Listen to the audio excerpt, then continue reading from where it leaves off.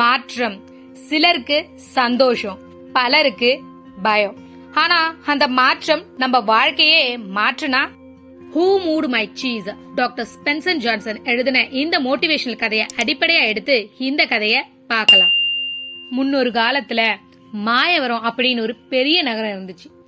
அந்த நகரத்தோட பேருக்கு ஏத்த மாதிரியே அந்த நகரத்தை ஆட்சி செய்த மன்னனுக்கு மாயம், மந்திரம், அதிர்ஷ்டம் அதுல எல்லாம் பெரிய நம்பிக்கை. அதனாலயோ என்னவோ மந்திரவாதிகளை தன்னோடு தன் அரண்மனையிலேயே ஆலோசகரா வச்சும் இருந்தாரு. தான் எந்த முடிவு எடுத்தாலும் அந்த மந்திரவாதிய கேட்டுத்தான் எடுப்பாரு. ஒரு நாள் அரசருக்கு ஒரு யோசனை. நடக்க போற எல்லா போர்லயும் தான் தான் ஜெயிக்கணும், அதுக்கு தனக்கு ஒரு மந்திரம் சொல்லுமாறு மந்திரவாதி கிட்ட கேட்டாரு. அதுக்கு மந்திரவாதி கொஞ்ச நேரம் யோசிச்சுட்டு தன்னோட மந்திரம் மூலமா ராஜாவை விசித்திர உலகத்துக்கு அனுப்புறதாவும் அங்க கண்ணுக்கு முதல்ல எது தென்படுதோ அதை எடுத்துட்டு வரவும் சொன்னாரு. அப்புறம் என்ன, ராஜாவும் தன்னோட படைகளோட அந்த விசித்திர உலகத்துக்கு போனாரு. அங்க போனதும் ராஜாக்கும் சரி படைகளுக்கும் சரி ஒரே ஆச்சரியம்தான். அந்த விசித்திர உலகத்துல எல்லா விலங்குகளும் பேசுதுங்க. அதுங்க பேசுறது மனிதர்களுக்கும் நல்லாவே புரியுது. அங்க நிறைய விலங்குகளை பாக்குறாங்க. ஆனா மந்திரவாதி என்ன சொன்னாரு, முதல்ல எதை பாக்குறாங்களோ அதை தானே கொண்டு வர சொன்னாரு. அதனால அவங்க முதல்ல பார்த்த பேசும் சுண்டலிய எடுத்துக்கிட்டு மாயவனத்துக்கும் வந்தாங்க, மந்திரவாதி கிட்டயும் கொடுத்தாங்க. இனி நடக்க போற எல்லா போட்டியிலும் உனக்கு தான் வெற்றி, அதுக்கு இந்த எலி உன்கிட்ட இருக்கணும்னு சொன்னாரு. அப்புறம் என்ன, இனி நடக்க போற எல்லா போட்டியிலும் தனக்கு வெற்றின்னு சொன்னதும் அரசருக்கு பயங்கர சந்தோஷம். அதுக்கப்புறம் நடந்த எல்லா போர்லயும் அவருக்கு தான் வெற்றி. இது இப்படியே போயிட்டு இருக்க, இப்போ அந்த விசித்திர உலகத்துல இருந்து ஒரு எலிய கூட்டிட்டு வந்தாங்கல்ல, அந்த எலியோட பேரு முன்னா. அந்த எலிக்கு மொத்தம் 3 நண்பர்கள். அந்த 3 நண்பர்கள்ல ஒண்ணு மட்டும்தான் எலி, அதோட பேரு தீரன். மீதமுள்ள 2 பேரும் குட்டி மனிதர்கள். அதாவது அவங்க பார்க்க வேணா சின்னதா இருக்கலாம், ஆனா தோற்றத்திலும் சரி செயலையும் சரி சாதாரண மனிதர்கள் மாதிரி தாங்க. அவங்கள ஒருத்தர் பேரு மாயோன், இன்னொருத்தன் பேரு மாறன். முன்னாவ அவங்க உலகத்துல இருந்து பிரிச்சு மாயவனம், அதாவது சாதாரண மனிதர்கள் வாழற நகரத்துக்கு கூட்டிட்டு வந்தாங்கல்ல, இப்ப முன்னாவ காப்பாத்தி மறுபடியும் அவங்க உலகத்துக்கு கூட்டு போக வந்தாங்க அவனுடைய 3 நண்பர்கள். அவங்க நினைச்ச மாதிரி நகரத்துக்கும் வந்தாங்க, அந்த அரண்மனைக்குள்ளயும் போனாங்க. பொதுவா அரண்மனைனாலே நிறைய அறைகள், நிறைய பாதைகள் அப்படின்னு நிறைய இடம் இருக்கத்தானே செய்யும். புதுசா யார் அந்த அரண்மனைக்கு வந்தாலும் சரி ஒரு புதிர் கட்டத்துக்குள்ள இருக்கிற மாதிரி தான் குழப்பமா இருக்கும். இப்போ அந்த விசித்திர உலகத்துல இருந்து வந்த அந்த 3 பேருக்கும் அந்த அரண்மனை ஒரு புதிர் கட்ட மாதிரி தான் இருந்துச்சு.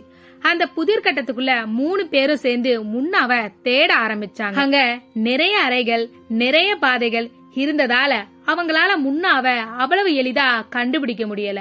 அந்த நாளோட இரவும் ஆச்சு.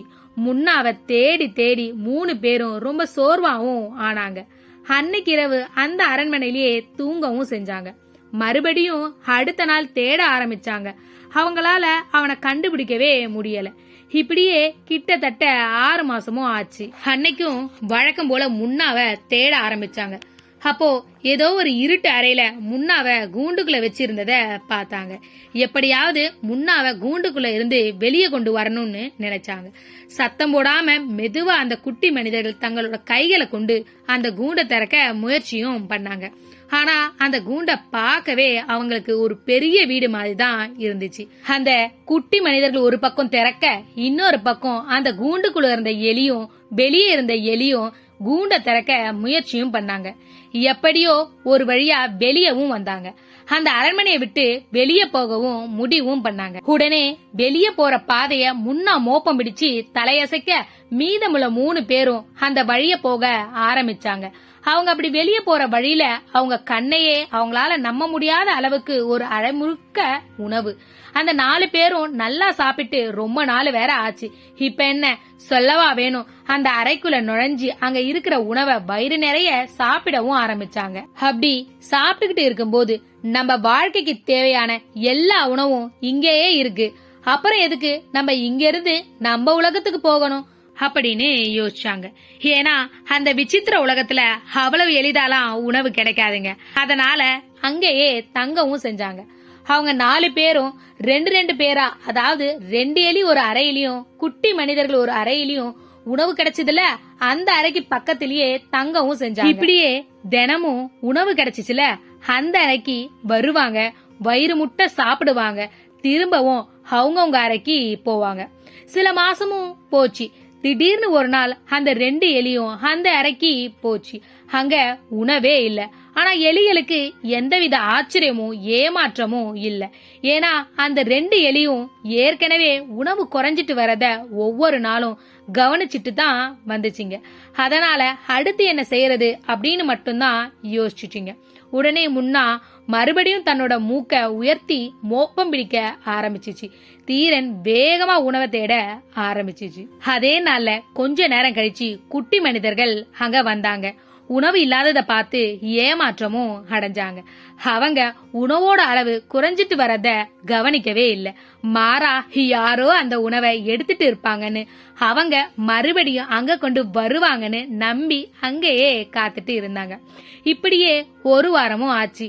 உணவு வரவே இல்லை. அடுத்து என்ன செய்யறதுன்னு யோசிக்காம உணவு அங்க இல்லன்ற மாற்றத்தை ஏத்துக்க முடியாம 2 பேரும் மாறி மாறி அந்த சூழ்நிலையும் அவங்களையும் குறை சொல்லிக்கிட்டே அங்கேயே இருந்தாங்க. இதுக்கு இடையில அந்த 2 சுண்டெலிகளும் அந்த அரண்மனை முழுக்க தேடி இனி இங்க உணவு இல்லன்றதையும் இனியும் இங்க இருக்க கூடாதுன்றதையும் உணர்ந்து அந்த அரண்மனையை விட்டு தன்னோட விசித்திர உலகத்துக்கு போனாங்க. அப்படி அந்த அரண்மனையில உணவே இல்லாத அளவுக்கு என்னதான் ஆச்சுன்னு யோசிக்கிறீங்களா? அந்த எலி காணாம போனதுல இருந்து அதிர்ஷ்டம் தன்னை விட்டு போயிடுச்சின்னு அந்த ராஜாக்கு தன் மேல இருந்த நம்பிக்கை மொத்தமும் போய் கொஞ்சம் கொஞ்சமா நாட்டை இழக்கவும் செஞ்சிட்டாரு. இப்போ அந்த நாடு பக்கத்து நாட்டோட அரசர் கீழே கேப்பாரற்று கிடக்கு. இப்போ அந்த குட்டி மனிதர்கள் அரண்மனைக்குள்ள என்ன பண்றாங்க, அவங்களுக்கு என்னதான் ஆச்சுன்னு பாப்போம். திடீர்னு ஒரு நாள் மாறனுக்கு அவங்க நண்பர்களோட ஞாபகம் வந்துச்சு. ஒருவேளை அவங்க உணவு இருக்கிற அறைய தேடி கண்டுபிடிச்சிருப்பாங்களோ அப்படின்னு அவன் கற்பனை செஞ்சு பார்த்தான். அது மட்டும் இல்ல, தானும் உணவு அறைய கண்டுபிடிச்ச மாதிரி கற்பனை செஞ்சும் பார்த்தான். அந்த கற்பனை அவனை அடுத்த கட்டத்தை நோக்கி போக தூண்டிச்சு. உடனே மாறன் இங்க இருந்து கிளம்பலான்னு மாயோனை கூப்பிட்டான். அதுக்கு மாயோன் தனக்கு இந்த இடம் பிடிச்சு இருக்கும்னு, வசதியா இருக்கும்னு, அதோட இந்த இடத்தை விட்டு வெளியே போனா ஆபத்து இருக்கலாம்னு சொன்னான். மாயோன் சொன்ன அந்த பதில் மாறனுக்கு பயத்தை ஏற்படுத்துச்சு. இருந்தாலும் அவன் கற்பனை பண்ண அந்த காட்சி, அதாவது தானும் அந்த உணவு அறைய கண்டுபிடிச்ச மாதிரி அந்த கற்பனை காட்சி அவனை அந்த அறையில இருந்து வெளியே வரவும் உணவை தேடவும் தூண்டுச்சு. ஆனா மாயோன் மட்டும் கண்டிப்பா உணவு வரும்னு எடுத்தவனே கொண்டு வந்து வைப்பானும் அங்கேயே காத்திருந்தான். என்னதான் மாறன் உணவை தேடி புறப்பட்டாலும் சில நேரத்துல திரும்ப பழைய அறைக்கே போகலானும், இன்னும் சில நேரத்துல யார்கிட்டயாவது மாட்டிக்கிட்டா அப்படின்னு பயமும் வந்துட்டேதான் இருந்துச்சு. இருந்தாலும் அந்த உணவுக்கு நடுவுல தான் உட்கார்ந்து இருக்கிற கற்பனை காட்சி அவனை முன்னாடி போக தூண்டுச்சு. அந்த அரண்மனையில இருக்கிற ஒவ்வொரு அறைக்குள்ளையும் போகும்போது பயத்தோட தான் போவான். அந்த ஒவ்வொரு அறையிலுமே எந்த உணவுமே இருக்காது. இப்படியே பல நாட்களும் போச்சு. அவனும் பல அறைக்குள்ளையும் போனான். அப்படி ஒரு நாள் ஒரு அறையோட வாசல்ல கொஞ்சம் கொஞ்சம் உணவு சிதறி கிடந்துச்சு. அத பார்த்ததும் உணவு கிடைச்சிடுச்சு சந்தோஷத்தோட உள்ள போயும் பார்த்தான். ஆனா ஏமாற்றம் தான் அவனுக்கு கிடைச்சிச்சு. மறுபடியும் பயம், மறுபடியும் திரும்ப போகலான்னு யோசிச்சான். ஆனா தீரன் முன்னாவால முன்னேறி செல்ல முடியும்னா என்னாலையும் முடியும் அப்படின்னு நினைச்சு மறுபடியும் தேட தொடங்கினான். இந்த வாட்டி இருண்டு இருந்த புதிய அறைக்குள்ள போனான். சில்லுன்னு காத்து, மனசு ஏதோ லேசா இருந்த மாதிரி அவனுக்கு தோணுச்சு. நான் ஏன் இவ்வளவு சந்தோஷமா இருக்கேன்? என்கிட்ட உண்ண உணவு இல்ல, எங்க போயிட்டு இருக்கேன்னு கூட தெரியல, அப்புறம் எப்படி அப்படின்னு யோசிச்சான். அவனுக்கு அப்பதான் புரிஞ்சிச்சு அவன்கிட்ட இருக்கிற பயம் அவன்கிட்ட இருந்து கொஞ்சம் கொஞ்சமா போகுதுன்னு. அதனாலதான் இருண்ட அறைக்குள்ள போகவும் தன்னால சந்தோஷமா தேடவும் முடியுதுன்னு. அது மட்டும் இல்ல, அவன் தன்னோட கற்பனையில பல வகையான உணவுகளுக்கு நடுவுல தான் உட்கார்ந்து இருப்பதாகவும் அத உண்பதாகவும் கற்பனை செய்த அந்த காட்சி அவனை பயத்தை விட்டு முன்னோக்கி செல்ல உதவுச்சு. இதுக்கு நடுவுல தன்னோட நண்பன் மாயோனை எத்தனையோ தடவை மாறன் அழைச்சான். ஆனா மாயோன் தான் மாற்றத்தை விரும்பவே இல்லைன்னு, அந்த உணவை எடுத்தவனே கொண்டு வந்து வெப்பானும் சொல்லி அந்த அறைய விட்டு வெளியவும் வரல. அந்த அறைய விட்டு வெளியே வந்தா ஆபத்து வருமோன்னு அவன் அந்த பயத்தை கடக்கவும் இல்ல. அதனால மாறனும் அவனை வற்புறுத்தல. மறுபடியும் மாறன் உணவு தேட ஆரம்பிச்சான். அப்போ ஒரு புதிய அறையோட வாசல்ல சில உணவு சிதறி இருந்துச்சு. அதை எடுத்து சாப்பிட்டு இதுக்கு முன்னாடி இந்த மாதிரி ருசியான உணவை சாப்பிட்டதே இல்லைன்னு நினைச்சுக்கிட்டே அந்த அறைக்குள்ள போனான். ஆனா இந்த வாட்டியும் காலியா தான் இருந்துச்சு. இந்த வாட்டி அவன் திரும்ப போகணும்னு யோசிக்கவும் இல்ல, பயப்படவும் இல்ல. அந்த கற்பனை காட்சி மட்டும்தான் அவன் நினைவுக்கு வந்துச்சு. அதனால மறுபடியும் அவனுக்கு பரிச்சயமில்லாத அறைக்குள்ள போனா அங்க அவன் பார்த்த காட்சி அவனை திக்குமுக்காட வச்சுச்சு. அந்த அறையில உணவு பொருட்களை உயரமா குவிச்சு வச்சு இருந்துச்சு. பொதுவா இந்த ராஜாக்கள் எல்லாம் எதிரிகளுக்கு தெரியாம பணம் உணவு பொருட்களை மறைச்சு வைக்க ரகசிய அறைன்னு ஒண்ணு வச்சிருப்பாங்க. இப்போ அந்த ரகசிய அறையத்தான் மாறன் கண்டுபிடிச்சான். அத பார்த்த உடனே ஓடி போய் அங்கிருந்த உணவுகளுக்கு நடுவுல உக்காந்து அங்கிருந்த உணவை தன்னோட கைகள்ல எடுத்து பயத்தை கடந்து மாற்றத்தை வரவேற்போம்னு சொல்லி கைகள்ல இருந்த உணவை சாப்பிடவும் செஞ்சான். என்னதான் உணவு கிடைச்சாலும் அவன் அதே இடத்துல இல்ல. அவனோட அடுத்த கட்டம், அதாவது அரண்மனையை விட்டு தன்னோட உலகத்துக்கு போகணும்னு முடிவு பண்ணான். அந்த அறையில இருந்த உணவை எடுத்துக்கிட்டு ஒரு வழியா அரண்மனையை விட்டு அவனோட உலகத்துக்கும் போனான். அங்க போனதும் தான் கிட்ட இருக்கிற உணவை மட்டும் நம்பி இல்லாம எப்ப வேணா சூழ்நிலை மாறலாம், எப்ப வேணா உணவு இல்லாம போகலான்னு ஒவ்வொரு நாளும் தாங்கிட்ட இருக்கிற உணவை ஆய்வு செய்யறது மட்டும் இல்லாம தினமும் புதிய உணவை கண்டுபிடிச்சு புதிய இடத்துலயும் கொண்டு போய் சேமிக்கவும் ஆரம்பிச்சான். அதுக்காக அவன் நிகழ்காலத்துல வாழாம இல்ல, நிகழ்காலத்திலயும் நல்ல நண்பர்களோடு மகிழ்ச்சியாவும் வாழ்ந்தான். எந்த நேரத்துல என்ன மாற்றம் வந்தாலும் சரி, அந்த மாற்றம் நம்ம வாழ்க்கையில ஏதோ ஒரு நல்லதை தான் தரும். அதுக்கு அந்த மாற்றத்தை ஏத்துக்கிட்டு பயத்தை கடந்து அத தைரியமா எதிர்கொள்ளணும்னு முடிவும் பண்ணான். கொஞ்சம் யோசிச்சு பாருங்க, இந்த கதையில வர உணவுன்றது சிலருக்கு தொழிலா இருக்கலாம், சிலருக்கு வாழ்க்கையா இருக்கலாம், இன்னும் சிலருக்கு அவங்களுக்கான அங்கீகாரமா இருக்கலாம். அந்த அரண்மனைன்றது இப்ப நீங்க இருக்கிற குழப்பமான சூழ்நிலையாவும் இருக்கலாம். நம்ம வாழ்க்கையில மாற்றம் அப்படின்றது வந்துட்டேதான் இருக்கும். அந்த மாற்றத்தை பார்த்து பயந்துட்டு இருக்கிற இடத்துலயே இருந்துக்கலான்னு நினைச்சா வாழவும் முடியாது, முன்னேறவும் முடியாது. முடிஞ்ச அளவுக்கு அந்த மாற்றத்தை ஏத்துக்கிட்டு எந்த அளவுக்கு எவ்வளவு சீக்கிரம் முன்னேறி போறோமோ அந்த அளவுக்கு முன்னேறலாம். வேலையிலும் சரி, வாழ்க்கையிலும் சரி, மாற்றத்தை எதிர்கொள்றதுக்கு சிறந்த வழி என்ன தெரியுமா?